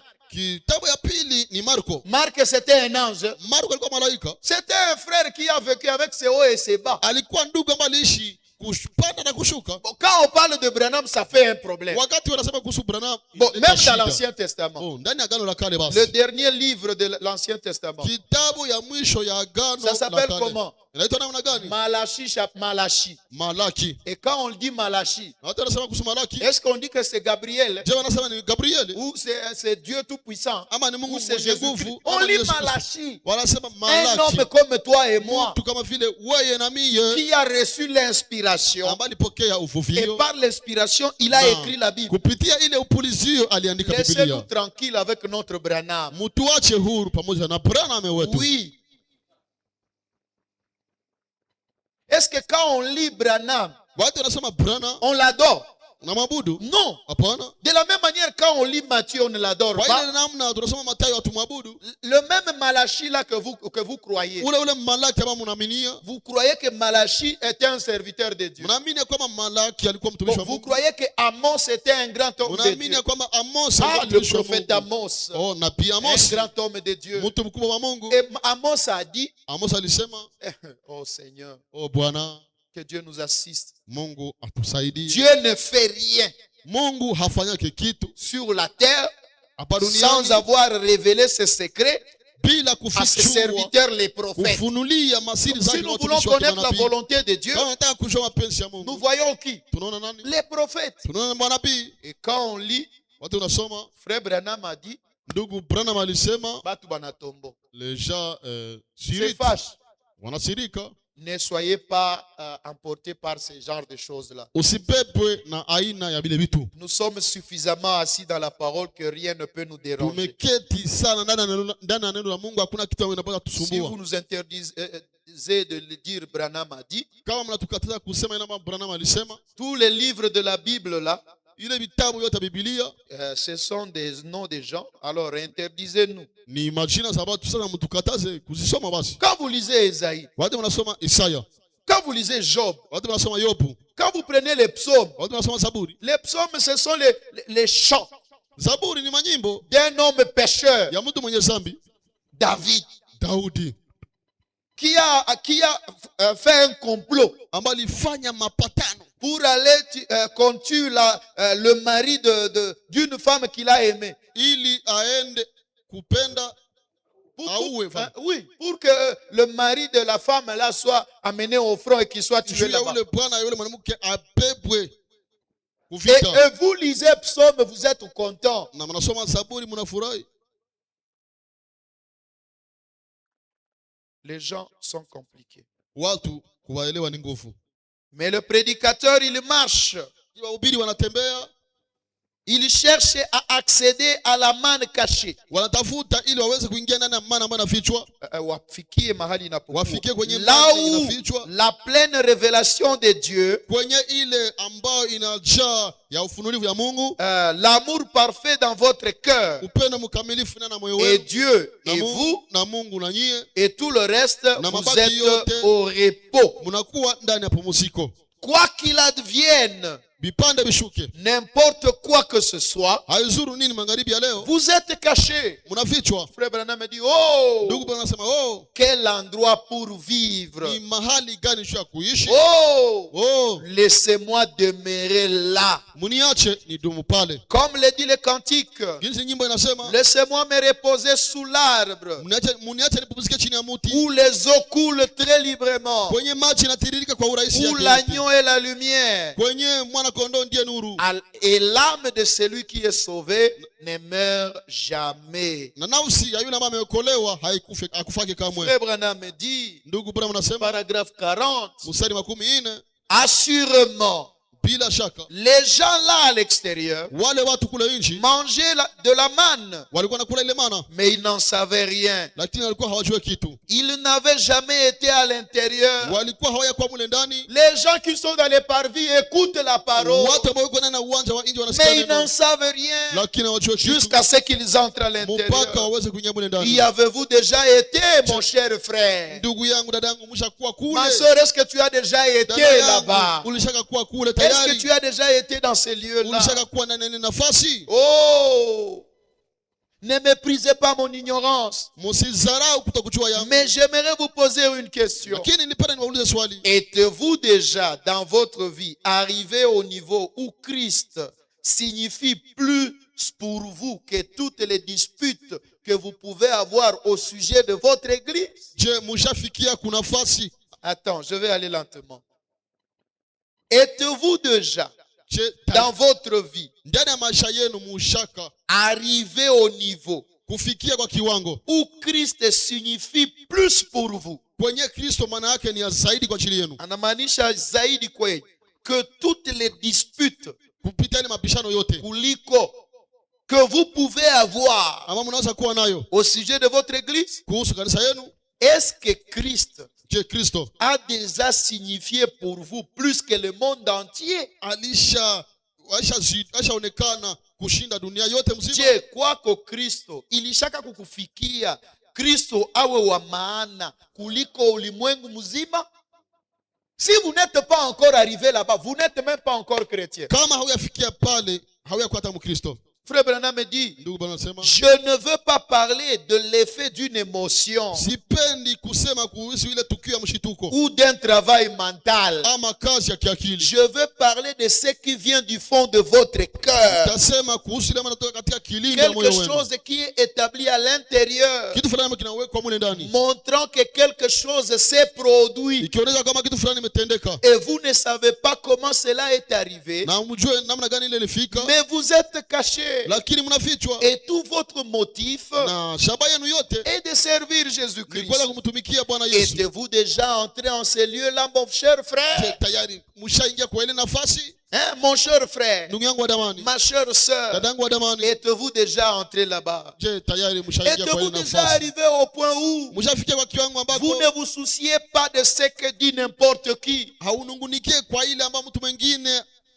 anasema, Pas sortir et faire le malin, hapana kutoka na kutenda maujanja, mais Lakini- jusqu'à ce que l'amour de Dieu mpaka upande est upendo wa tellement Mungu ancré en vous uweze kutilia nanga ndani que yenu, vous ne voyez rien d'autre. msione kitu kingine. Tout votre motif Mashabaha zenu zote est de faire la volonté de Dieu. kufanya mapenzi ya Mungu, L'amour pour tout le monde upendo kwa kila mtu coulant librement de partout. ikitirika kwa uhuru kwa Est-ce kila que cela mtu. vous est déjà Je, arrivé? ile ishakuwa wafikia? Quel lieu pour vivre? Ni mahali gani pa kuishi? C'est le lieu caché. Ni mahali mnafichwa? C'est le lieu que nous devons atteindre. Ni mahali ambapo Mes tunafikia, frères, ndugu c'est zangu. dans ces lieux Ni ndani ya ile nafasi que Dieu révèle ses secrets. ndio Mungu anafichua siri Amen. zake. C'est le lieu Ni où mahali Dieu accomplit les placements et l'appel. kwenye Mungu anatimiza ile kuwekwa na kuita. Comprenez-vous ce que je veux dire? Je, mnaelewa ile maana nataka kusema? Amen. Amen. Que Dieu nous assiste. Mungu atusaidie. Laissez-moi terminer en lisant ceci. Muniache nimalize nikisoma Que hii. Dieu nous assiste. Mungu atusaidie. On va continuer avec cela le vendredi, Dieu voulant. Tutaendelea na hii siku ya tano Mungu akipenda. Oh Seigneur, Oh Bwana, aide-moi à y entrer. unisaidie nipate kuingia mule Va à ndani. la page 49 Uende directement. kurasa 49. Je suis au paragraphe 47. Ndio kumstari 47. Mes frères, Ndugu zangu, mes sœurs, dada zangu, demandons à Dieu tuombe Mungu de nous accorder awetupatie de vivre en ces lieux-là. tuweze kuishi kwa ile nafasi. C'est ça notre prière. Jo ombi yetu. Quand vous allez à la maison, Wakati tena nyumbani, quand vous faites votre prière, wakati unafanya ombi yenu, le principal, ya kwanza ya ya muhimu, demandez à Dieu omba Mungu de vous accorder aweze kuwapatia de vivre dans ces lieux-là. kuishi kwa ile nafasi. Et frère Branham dit, pouvons-nous nous tenir debout? Na ndugu Bwana anasema tunaweza kusimama wima, Mettons-nous debout. tusimame wima. Et il prie en disant, Na anaomba anasema, oh Jésus-Christ, oh Yesu Kristo, Fils du Dieu vivant, mwana wa Mungu aliye hai, mes bien-aimés frères et sœurs wapendwa wangu, ndugu zangu, dada zangu, qui se tiennent ici maintenant, ambao wanapatikana hapa sasa cet après-midi, hii nyuma ya mchana dans kutwa les bâtiments de cette petite église, ndani ya jengo ya hii kanisa letu ndogo appelée l'église de Philadelphie ou l'église Peniel Tabernacle, ambao anaitwa kanisa Philadelphia ama maskani ya Penueli, le nom de l'amour fraternel. jina ya upendo wa kindugu. Je te prie, oh Dieu Na bien-aimé, kuomba Mungu mpendwa, d'être miséricordieux envers eux. uweze kuwa mwenye rehema mbele yao, Du pasteur à chaque évangéliste kuanzia mchungaji kwa kila et mwinjilisti chaque honorable pasteur ou na docteur kila mheshimiwa mchungaji daktari qui est dans la présence divine. ambaye anapatikana na uwepo wa kiungu. Et oh Dieu, Na o Mungu, puisse le Saint-Esprit enrouler nos cœurs uwezi utujalie Roho Mtakatifu azungurushe mioyo yetu si fermement autour de la croix kwa kiwango yote kando na msalaba, que nous allons nous en emparer, ambao utashikamana nayo, nous offrir nous-mêmes en sacrifice si wenyewe tukijitolea ile zabihu et nous hâter rapidement na kujiharakisha sana vers la gloire de la Shekinah, kuendea utukufu wa Shekina, où nous n'allons plus errer sur la terre, kwenye hata yumba kuzunguruka kwa waya duniani, discutailler avec les hommes kubishana na watu et wengine nous disputer pour savoir si ceci est vrai ou pas, na kubishana na wengine ya kujua kama hii ni ya kweli ama mais hapana, plutôt vivre et demeurer dans sa présence lakini ya muhimu kuishi na kudumu na uwepo et wake manger de la manne na kukula kwa ile mana qui a été emmagasinée là pour ceux qui sont cachés en lui. ambayo ilifichwa iliwekwa pale kwa wale ambao wanapatikana ndani yake. Accorde-le, Seigneur. Utukubalie Bwana, Puisse cette bénédiction utujalie ile baraka tomber sur cette convention. iweze kuangusha hii mkutano Et wa chaque homme et chaque femme kila mwanaume kila mwanamke partir d'ici kuanzia hapa cachés dans la gloire de la Shekinah afichwe na utukufu wa Shekina du Dieu Tout-Puissant. ya Mungu mwenye nguvu. Accorde-le, Père. Kubalie Baba, Je demande cette bénédiction ninaomba hizi baraka en tant que tes serviteurs kama vile mtumishi wako, pour mes frères et kwa sœurs. ndugu zangu dada zangu, Au nom de Jésus. mujina la Yesu, Amen. amen. Que Dieu vous bénisse. Mungu awabariki. Seigneur Dieu, Bwana Mungu, nous rentrons à la maison. tunarudi nyumbani. Accompagne chacun de nous. Sindikiza kila mmoja wetu, Laisse que cette parole acha hii neno puisse prendre la place dans nos âmes uweze kukamata nafasi na nafsi zetu, et nous amener plus loin, Seigneur, peleka mbali tena et zaidi, entrer en toi. lakini kuingia ndani yako. Accorde-le, Seigneur. Kubalile Bwana. Souviens-toi de Papa Bihemu Kumbuka Papa Bihemu qui est souffrant à la maison. ambaye anateseka nyumbani. Oh Dieu Tout-Puissant, O Mungu mwenye nguvu, nous le voulons en vie tunamtaka aishi et en bonne santé. akiwa na afya njema. Sa présence nous manque, Seigneur. Uwepo wake tunaikosa, Ses amens et ses cris nous manquent. maamena yake na kulalamika Ses yake encouragements nous tunaikosa, manquent. ile kutiwa bidii yake tunaikosa. Accorde-lui de la guérison, Seigneur. Umupatie uponyaji. Nous prions en tant qu'un corps uni. Tunaomba kama vile mwili kiungana, Et au nom de Jésus-Christ, na mjina la Yesu Kristo accorde-lui ta guérison. umupatie uponyaji wako. Souviens-toi de l'ancien Amisi Mwanangoi, Kumbuka ansie Amisi Mwanangoi là où il est à Kinshasa à l'hôpital. kwenye iko Kinshasa kwa hospitali. Oh Dieu Tout-Puissant, O Mungu mwenye nguvu, le grand médecin, c'est toi. mganga mkubwa ni wewe. C'est toi notre Jéhovah Rapha, Wewe ndiye Rafa l'Éternel qui wetu nous guérit de wa toutes nos milele, ama maladies. anatuponyesha na magonjwa yetu yote. Guéris-le, Seigneur. Umuponyeshe Bwana, Restaure-le, Seigneur. umurudishe Bwana, Donne-lui de la force encore umpatie tena nguvu et qu'il vive na aishi pour édifier ton peuple. ili aweze kujenga taifa Nous le lako. remettons à toi. Tunamweka kwako. Souviens-toi de notre ancien Kabunga. Kumbuka mzee wetu Kabunga, Garde-le longtemps en forme et en umuchunge force muda mrefu akiwa sawa afin na nguvu, d'édifier ton peuple, ili Seigneur. ajenge taifa lako. Je l'abandonne entre tes Na mains. mwacha mikononi mwako. Bénis tous les anciens, Na Seigneur. bariki wazee wote, Les anciens de la première heure wazee wa saa ya dans le kwanza message ndani ya ujumbe ici au Congo hapa Mkongo, qui sont encore ambao vivants. wangali naishi, Garde-le longtemps, Seigneur. wachunge muda mrefu, Protège-le, oh Dieu. walinde e Mungu. Nous les abandonnons entre tes mains. Tunawaacha mikononi mwako, Au nom du Seigneur Jésus-Christ. mjina la Bwana Yesu Kristo. Pendant que nous rentrons à Wakati tunarudi, sindikiza kila mmoja wetu, pour ta gloire, yote kwa sifa dans le zako, nom de Jésus-Christ. mjina la Yesu Kristo. Amen. Amen. Que Dieu vous bénisse. Mungu awabariki. Nous sommes à la fin Tuko mwisho de notre réunion. Que Dieu ya vous bénisse. ibada yetu. Mungu awabariki. Je vous amène les salutations du pasteur Neville Mimi nawaletea salamu za mchungaji Neville de Kibirizi. wa Kibirizi. Il m'a chargé de vous saluer au nom de Jésus-Christ. Anaambia ni wasalimu mjina la Yesu Kristo. Est-ce que vous recevez ces salutations? Je, mnapokea ile salamu? Que Dieu vous bénisse richement. Mungu awabariki sana. Amen. Amen. Rebecca, Rebecca, je suis content de te voir. minafurahi kukuona. Ça fait longtemps qu'on ne t'a pas vu. Nafaa muda mrefu tulikuwa tukuone. J'ai même appelé ton numéro. Niliita nambari yako haipite. Je me suis dit, si tu ne viens pas aujourd'hui, je vais appeler le frère. Nilisema kama haukuye leo nitaita Pour lui ndugu. demander là où tu es. Muuliza kama uko wapi. Que Dieu te bénisse. Donc, Dieu vous bénisse tous. Mungu akubariki na Mungu awabariki nyote. Continuons à prier pour Papa Bihemu, Tuendelee kuombea Papa Bihemu afin que Dieu lui redonne de la force. ili Mungu ampatie nguvu. Amen. Amen. Rentrons avec la paix du Seigneur. Frère Tunarudi. Emmanuel, Dieu te bénisse. Tunarudi na salama Bwana. Voilà. Voilà. J'ai dit frère Emmanuel que Dieu te Ndugu bénisse. Emmanuel, Mungu akubariki. Ok, rentrons avec la paix du Seigneur. Turudi na salama ya Bwana. Nous avons eu, j'ai eu un message de la part de nos voisins. Nilipata ujumbe kutoka wajirani wetu, Ils disent ils sont satisfaits. Ils constatent que nous avons baissé le volume wanasema kwamba wanagundua tushashusha sauti, et ils espèrent que cela continue comme ça. wanatumaini endelee vile. Voilà, c'est une bonne chose. Ni kitu kizuri. Et j'invite les techniciens, s'il vous plaît, Na alika wa teknisia tafadhali, le volume au plus bas.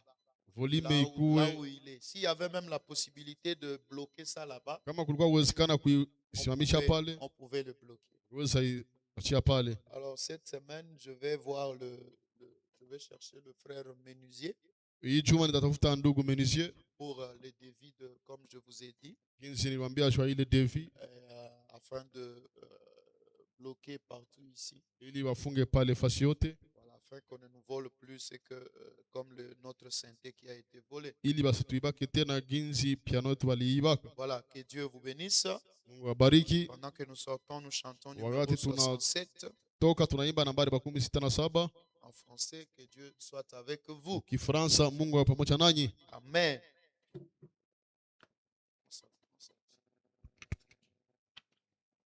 Voyageant dans le pays, je chante en marchant.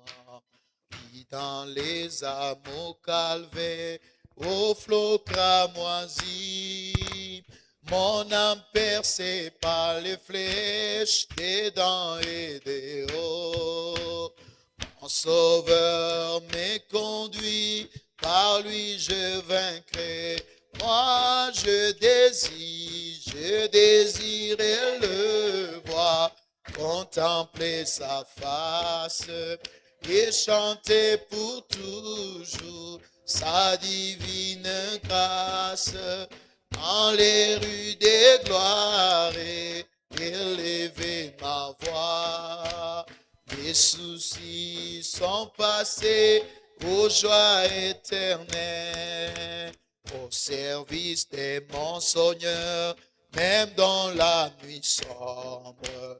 Je m'accrocherai à lui, il va m'éclairer, et les pièges de Satan peuvent troubler mon âme, mais mon sauveur prend la direction de tout. Moi je désirais le voir, contempler sa face, oh, et chanter pour toujours sa divine grâce. Dans les rues des gloires et élever ma voix. Les soucis sont passés aux joies éternelles. Du fin fond de la vallée, je regarde en haut. J'ai contemplé mon sauveur dirigeant la guerre. Il me prend de la vallée par sa tendre main. Il me guide, je peux voir, marchant en avant. Moi je désirais les voir, contempler sa face et chanter pour toujours sa divine grâce. Dans les rues des gloires et élever ma voix. Les soucis sont passés aux joies éternelles. Quand déva moi les flottements du fond de l'abîme, mon Seigneur dirige ma barque, il prend soin de moi. Il me conduit tendrement à travers ces mondes. Oh, il est mon ami et je l'aime tant. Moi, je désirais les voir, contempler sa face et chanter pour toujours sa divine grâce. Dans les rues des gloires et élever ma voix.